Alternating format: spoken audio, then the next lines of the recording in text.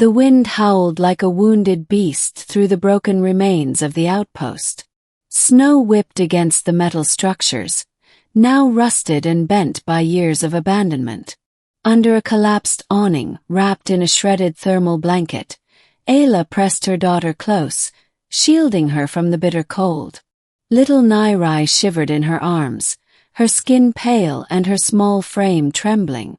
The child's soft, gray-scaled skin, common to their kind, had begun to lose its sheen, a sign of her weakening state. Ayla brushed back a frozen lock of hair from her daughter's brow. "Just a little longer, my love," she whispered in their native tongue, her voice cracking from cold and exhaustion. "Mama will find a way." But the truth was brutal. They were trapped on a forgotten moon, the transport vessel that had smuggled them off the war-ravaged homeworld long gone, leaving them and others behind. The rest had perished in the weeks that followed. Disease, exposure, starvation. Only she and Nairai remained now. Ayla had given up food days ago so her daughter could eat the last of their supplies. The snow was no longer just cold, it bit like teeth. Still she couldn't stop. She wouldn't. She had to keep her daughter alive.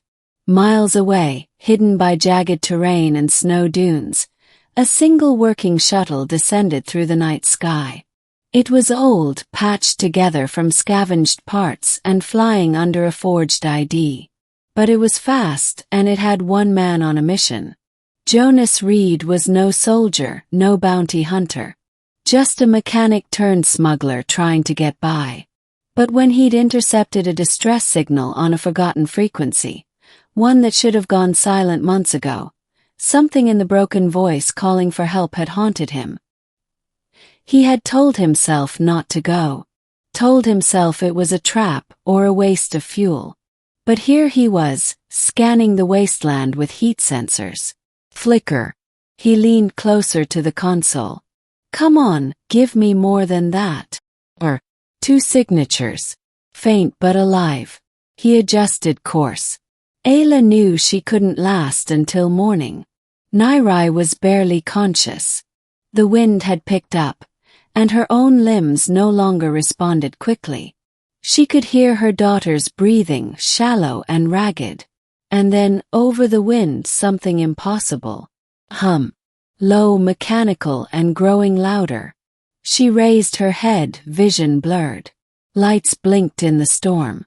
At first, she thought it was a hallucination. But it drew closer, the wind reacting to the arrival of something solid. Something real.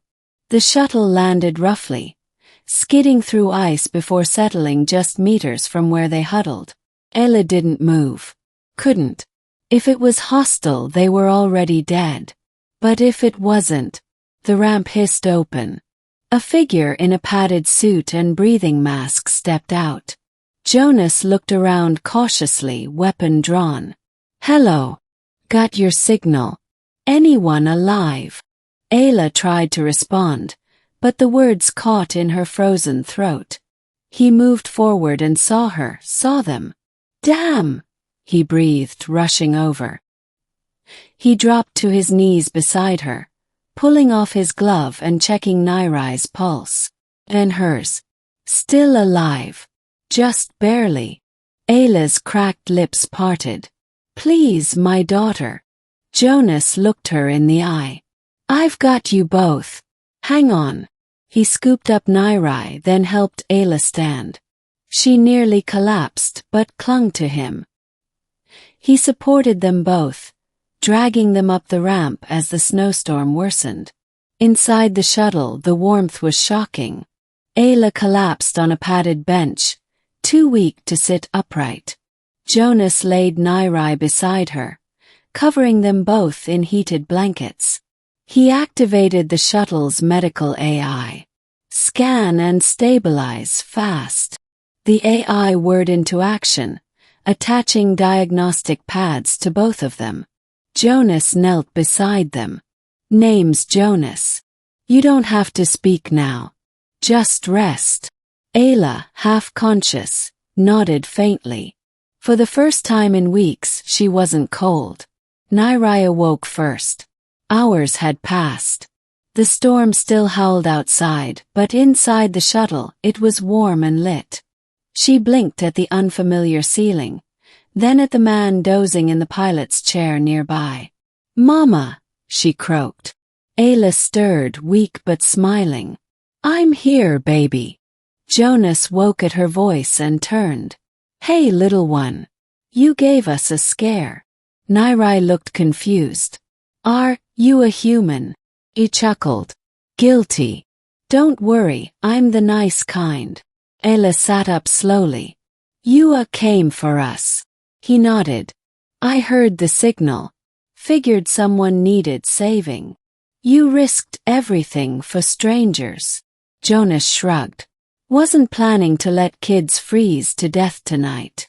Ayla's eyes shimmered, filled with quiet gratitude. "Thank you." They traveled for 2 days. Jonas gave them warm meals, medical care, and clean clothes. Ayla learned to trust him slowly, and he learned pieces of her story. Her planet had been invaded by a human-backed consortium mining for rare minerals. The war had destroyed cities, and refugees like her were considered unregistered life forms, no better than pests. Jonas clenched his fists when he heard.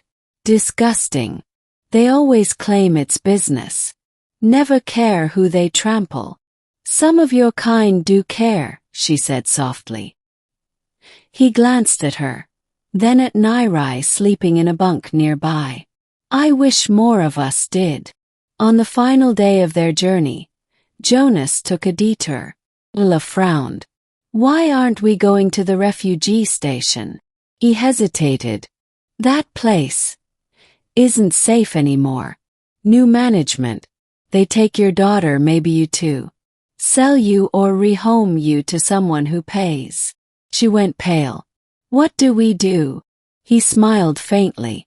"I've got a place. Off-grid. Quiet.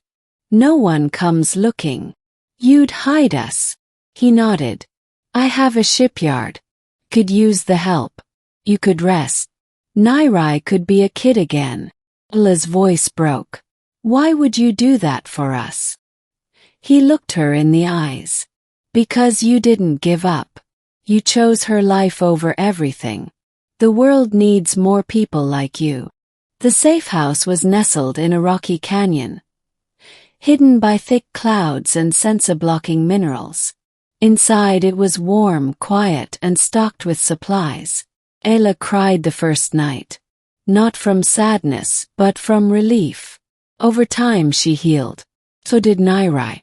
Jonas built her a bed, a classroom screen, even a small garden under artificial lights. Ayla helped with repairs and maintenance. She was clever, resourceful. He admired her more each day. They laughed sometimes. Not often, but more as the days passed. One night, under the soft glow of the shipyard's main lights, Ayla turned to Jonas and said, "You gave us hope." He smiled. "You were the hope. I just gave it a place to grow."